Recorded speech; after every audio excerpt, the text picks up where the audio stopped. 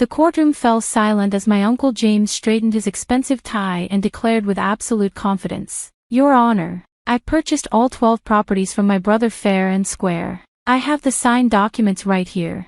Judge Martinez raised an eyebrow, looking between the stack of papers James's lawyer was presenting and my calm expression. "Ms. Chen, your response to your uncle's claim."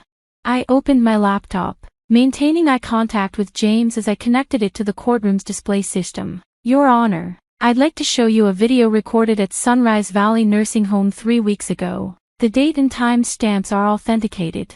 James's lawyer suddenly stood up, his chair scraping loudly against the floor. "Objection, Your Honor. This evidence wasn't submitted during discovery." "Actually," I smiled, "it was." Page 47 of our evidence list clearly includes a video testimony from Richard Chin, dated March 15th. "Your office acknowledged receipt." The judge nodded. "Objection overruled. Proceed, Ms. Chen."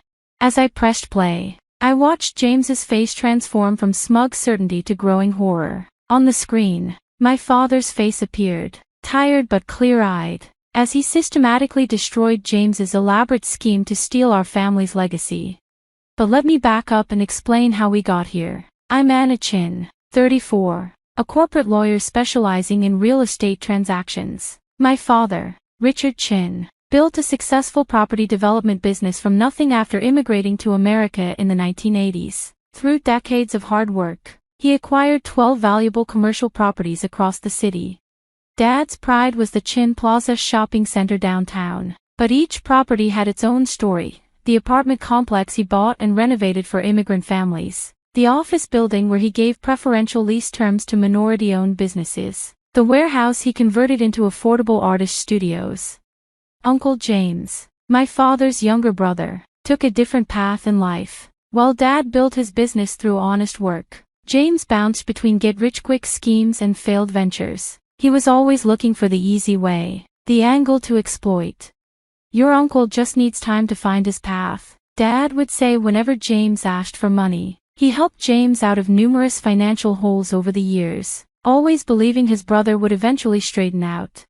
3 years ago, Dad was diagnosed with early-onset Alzheimer's. It was devastating for our family, watching this brilliant, detail-oriented man struggle with basic tasks. My mother Mary became his primary caregiver, but as his condition worsened, we made the difficult decision to move him into specialized care at Sunrise Valley. That's when James started showing up more frequently, always when I was at work. He'd bring documents for Dad to sign, claiming they were routine business matters that Dad had supposedly discussed with him earlier. The nursing staff later told me they felt uncomfortable about these visits, but James would insist it was family business and that he had authority to handle Dad's affairs. I first noticed something was wrong when I was reviewing Dad's quarterly property management reports. Lease payments for several properties had been redirected to new accounts. When I investigated, I discovered paperwork claiming James had purchased all 12 properties for a fraction of their value. The documents were dated over the past year, during periods when Dad's confusion was at its worst. James had taken advantage of his own brother's illness to steal millions of dollars worth of property. Dad would never sell the plaza, I told my mother. He planned to pass these properties to us for community benefit. We need to fight this. But James had prepared well. He had documents, witnesses, all somehow connected to his latest business ventures, and a story about Dad wanting to simplify his affairs before his condition worsened. What James didn't know was that I'd been quietly documenting everything, every suspicious visit, every questionable document, every irregular financial transaction. More importantly, I'd been recording Dad's moments of clarity at the nursing home. Sunrise Valley had an excellent memory care program that helped residents maintain and document their lucid periods. The staff worked with me to record Dad's statements about his properties and his relationship with James. "I would never sell the plaza," Dad said clearly in one recording. "That's for Anna to manage for the community. James knows this. He's trying to steal what I built." We filed a lawsuit to void the property transfers, alleging fraud and exploitation of a vulnerable adult. James countersued, claiming the sales were legitimate and demanding the courts enforce the contracts. That's how we ended up in this courtroom. watching James's carefully constructed scheme collapse as my father's video testimony played on the large screen.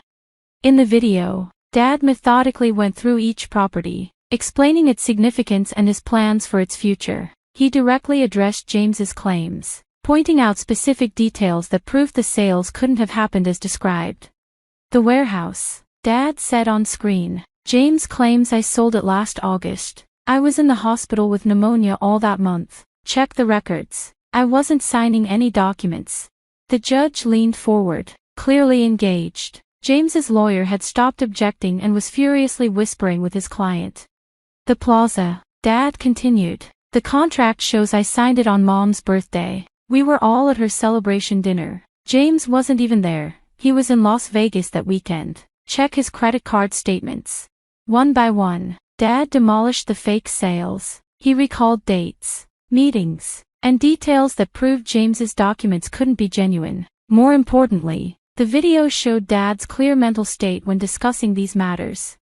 My brother thinks because I'm sick, I don't remember, Dad said sadly, but I remember everything he's doing. He's stealing from his own family. When the video ended, the courtroom was silent except for James's heavy breathing. His lawyer stood up slowly. Your Honor, my client would like to request a brief recess to discuss. To discuss what? Judge Martinez interrupted. How to explain the multiple instances of fraud just revealed, the apparent forgery of documents, the exploitation of a vulnerable adult. The judge turned to James directly. Mr. Chen, I've seen a lot of property disputes between family members, but this is extraordinary. You took advantage of your own brother's illness to steal his life's work. James tried one last desperate play. Your Honor, those videos could be edited. My brother's condition means he's easily confused. The videos are authenticated by the nursing home staff. I interjected. We have their sworn statements about Dad's mental state during filming. We also have security footage of your visits, showing you pressuring Dad to sign documents while he was heavily medicated. James's lawyer began packing his briefcase. Your Honor, given this new evidence, my client would like to withdraw his countersuit and discuss a settlement. Oh, we're way past settlement, Judge Martinez said firmly. This court is referring this matter to the District Attorney's Office for criminal investigation. Mr. Chen, I suggest you find a criminal defense attorney. I watched my uncle's face crumple as he realized the magnitude of his mistake. He'd assumed that Dad's illness meant there would be no consequences for his actions. He'd underestimated both Dad's moments of clarity and my determination to protect our family's legacy. The judge's ruling was comprehensive. All property transfers to James were voided. He was ordered to repay any rental income he'd collected, plus penalties and legal fees. The evidence was referred for criminal prosecution for elder abuse and fraud. As we left the courthouse, my mother squeezed my hand. Your father would be so proud of you, she said. You protected everything he built. The aftermath of the court case sent shockwaves through our extended family. James's reputation was destroyed. His business associates, learning how he tried to steal from his sick brother, wanted nothing to do with him. Criminal charges followed, resulting in a plea deal that required full restitution and barred James from any involvement in property transactions. He eventually moved to another state, but not before making one last attempt at manipulation.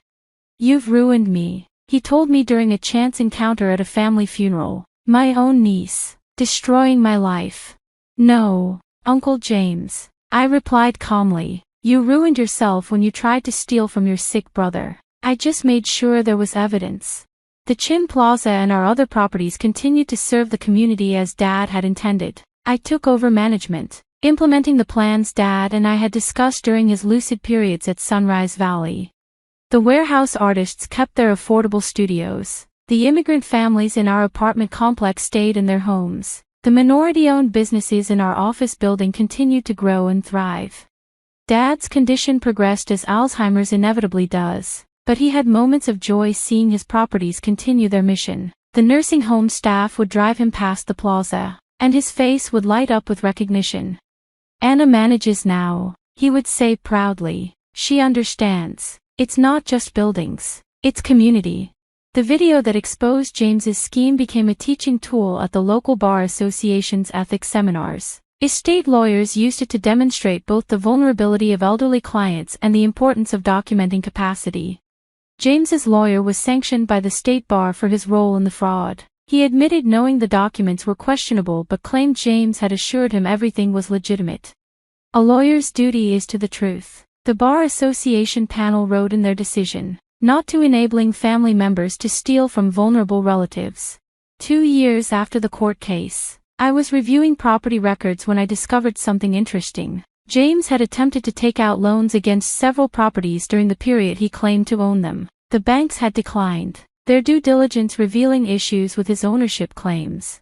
Your uncle tried to leverage properties he didn't own, my assistant explained, showing me the rejected loan applications. The banks saw red flags and reported them, but the reports went to departments that didn't communicate with each other. This discovery led to a new policy at our management company, regular audits of all property records and loan applications, ensuring no one could ever attempt James's scheme again. The criminal case against James concluded with a plea agreement. He admitted his crimes, agreed to restitution, and accepted a ban from any property-related business. The judge, noting the exploitation of a vulnerable family member, also required community service at an Alzheimer's care facility. Maybe working with dementia patients will teach you empathy, the criminal court judge told him, though I doubt it. Mom moved into a cottage on the Plaza property, keeping Dad's vision alive through community programs and events. She started a support group for families dealing with early-onset Alzheimer's, sharing our story as a warning about protecting vulnerable relatives. The nursing home strengthened their protocols around document signing, requiring independent verification for any legal or financial papers. They used Dad's case to train staff on recognizing and preventing financial exploitation. Dad's moments of clarity became less frequent, but he never lost his connection to the properties he'd built. Sometimes he'd point out windows in the nursing home, describing buildings only he could see. Each one has a purpose, he'd say. Each one helps someone. James made one final attempt at redemption, sending a letter through his new lawyer offering to make amends in exchange for dropping the criminal charges. Your uncle still doesn't understand, Mom said, reading the letter. This was never about money, it was about trust and family. We donated the video evidence to an elder abuse prevention organization, which used it to create training materials for financial institutions and healthcare workers. Dad's story helped protect other vulnerable seniors from similar exploitation.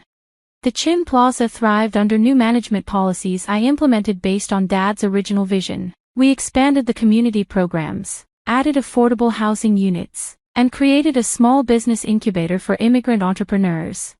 This is what the properties were meant for, I explained to a local business journal, not as assets to be stolen, but as resources to build community. James's betrayal had an unexpected positive effect. It brought the rest of our family closer together. Relatives who had enabled his schemes in the past now understood the importance of protecting vulnerable family members.